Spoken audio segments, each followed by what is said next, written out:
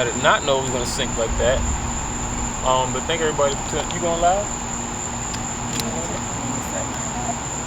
You want to put it over there? Yeah, okay. So it's gonna be on all the platforms. So for those of you tuning in live on the BLM 757 page, this is Chelsea. We have a Healing for Chelsea campaign going on for her. She's right now getting on the transplant list, and I'll let her when she's ready.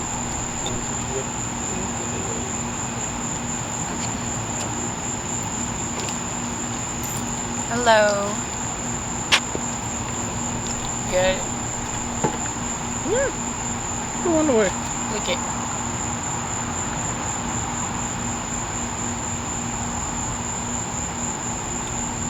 Yeah, bounce that one good, because that screen cannot breathe. Yeah. Can it go this way?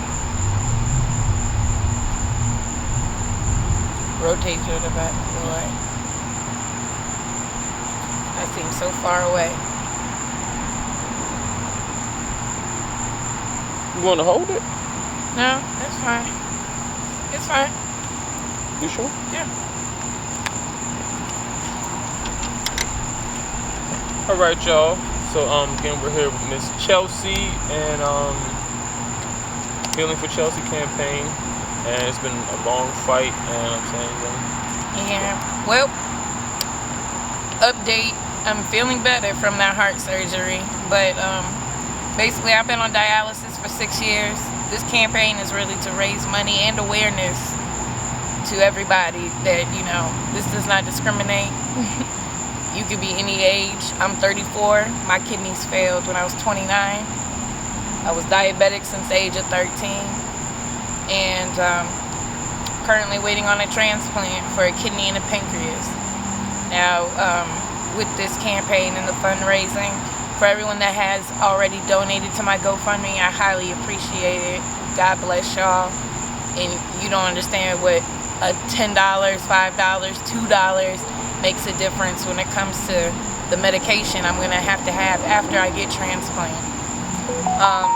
Day before yesterday, VCU did call me, and on September 6th I go there. Jafari, maybe you could come too.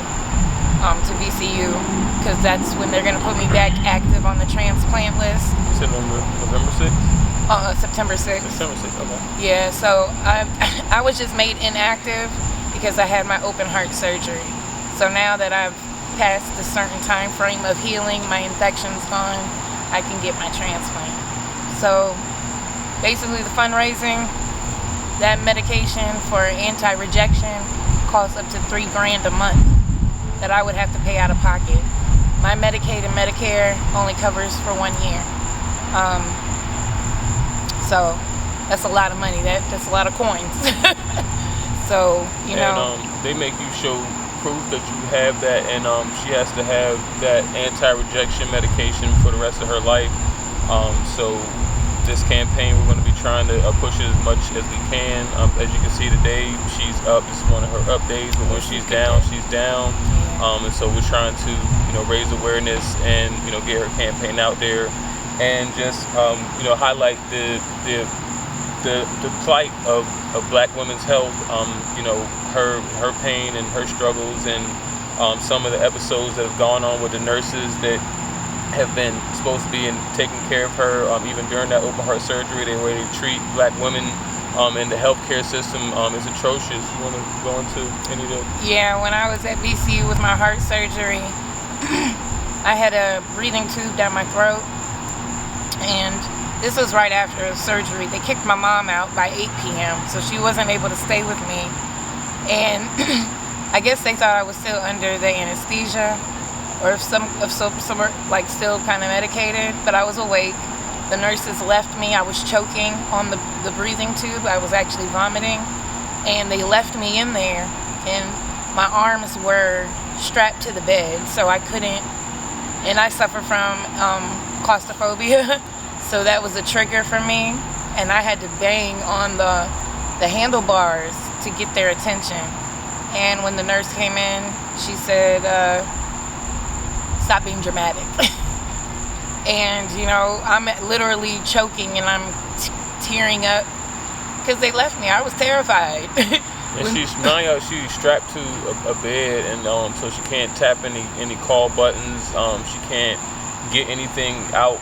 And like I said, they made her mother leave the room, and then came in there and talk about being dramatic, and then even coming up to just recently, you know, them sitting outside the door. Yeah. Last Thursday, I was at Riverside. My blood pressure was like 235 above 135 or 138. And my home health nurse that comes here once a week, she told me to go immediately to Riverside. And I went. They had me waiting in the waiting room for over 2 hours. And I'm in the stroke numbers. Like, me having an arterial valve replacement in my heart, it's a medical valve, like a mechanical valve. You can't let your pressure go that high. And they left me in there for like 2 hours. When I got there and I was medicated, it was going on 2 a.m. Friday. When I got released, I was cold and they didn't have a call bell near me. I'm highly medicated on nausea medicine and pain med because my chest and stuff was hurting.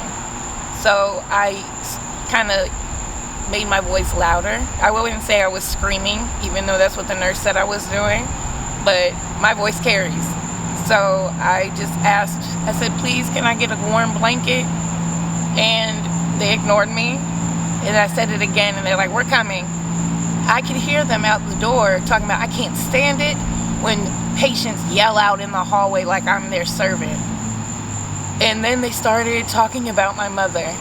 And they didn't think I heard them. I have great, like I said, tell you what I said, I could hear an ant fart. I could hear through that thick door. And it made me so upset to the point I was crying because I can't do anything. You know, I can't lay hands on anybody. Anybody talks about your mom, you're gonna wanna confront them.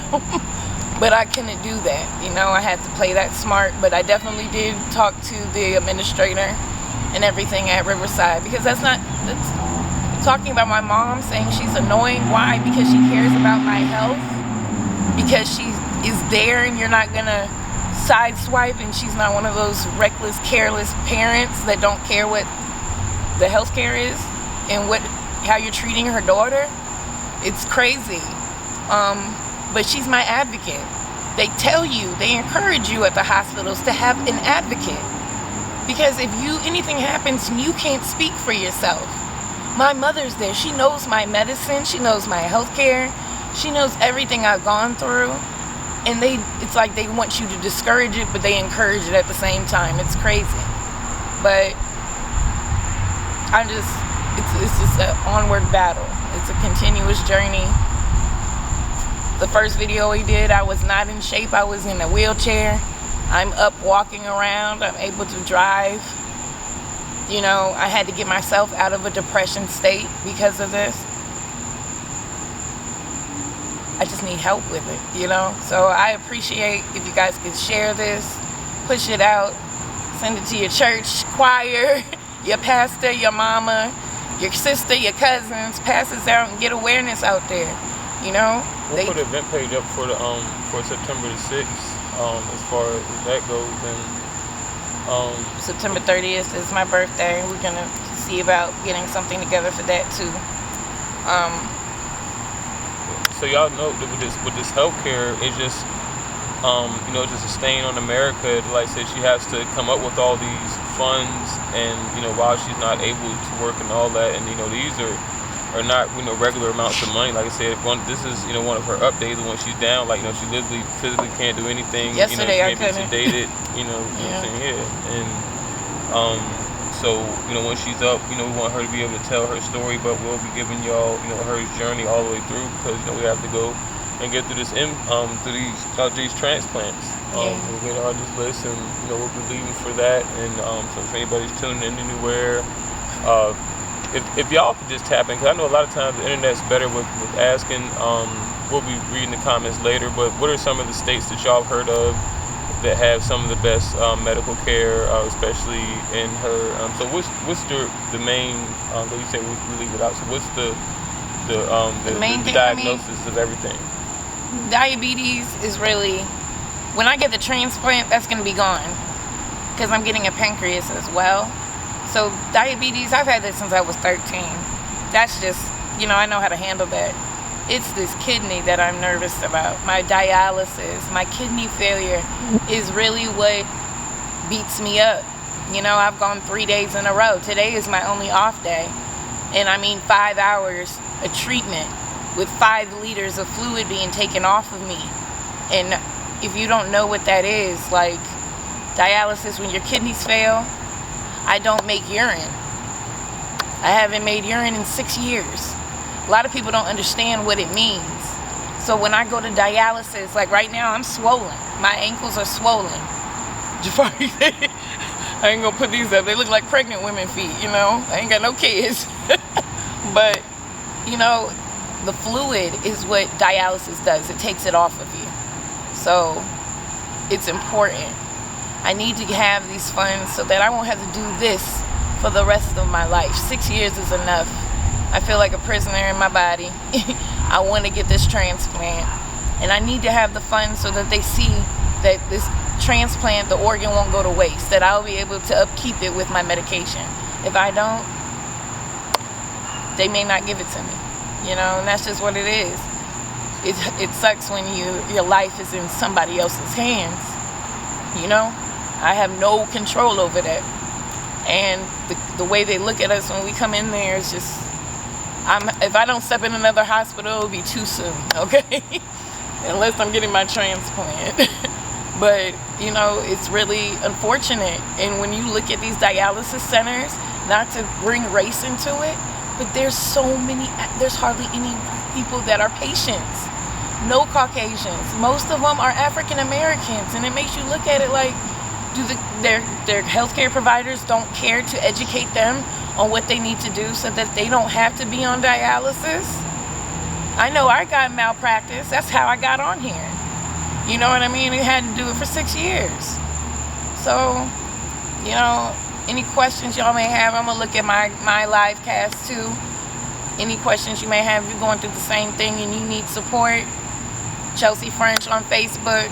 You can find me on Instagram as well. I have it linked.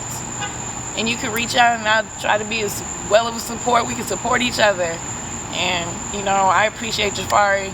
He's always, as my buddy right there, he's always looking out. And, even in his certain circumstances, he still pushes for everybody in the community, yo.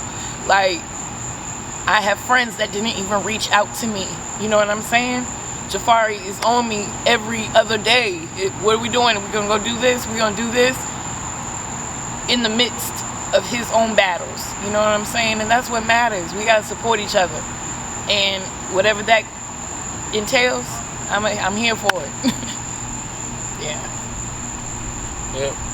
Well, y'all, I said we're going to put the link to this. I said it's already GoFundMe up.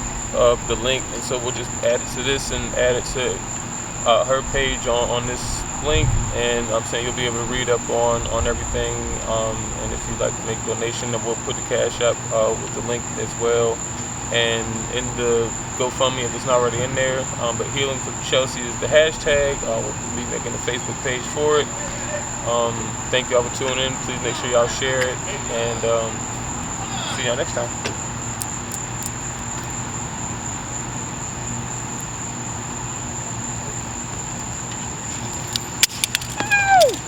No!